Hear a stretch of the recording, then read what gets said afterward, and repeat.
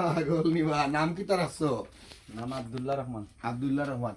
জি এ তো হসপিটাল আছিল না আর ফোন দিছিলাম জানে। জি হসপিটাল 3 দিন আছিল বাদে তোমার ফু দেওয়ার পরে বাদে খানছি। ইয়া মালি এটা কইছ না এটা আচ্ছা মাশাআল্লাহ এটা তোর ইয়াকিন যে যারে ইয়াকিন করে আল্লাহ তারে দয়া করুন।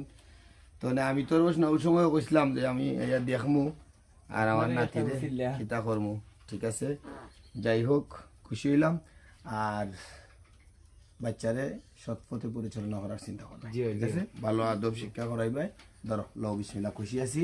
আর তোমার এটা ওই সময় আমি কইছিলাম আমার বাতিজা যখন হসপিটালও কোনো অবস্থায় ফোন দিছে, আমার তো বাতিজা তেমন জনাইতে ধরো আমার পক্ষ থেকে এই 500 টাকা কথা আসিল দিতাম তোমার এই করে, ঠিক আছে।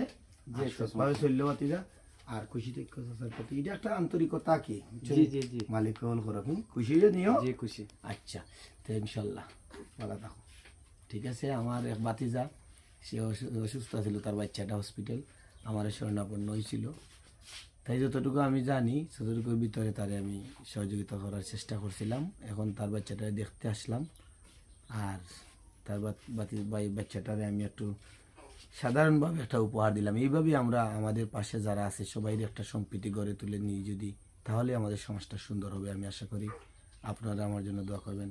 সবাই ভালো থাকুন।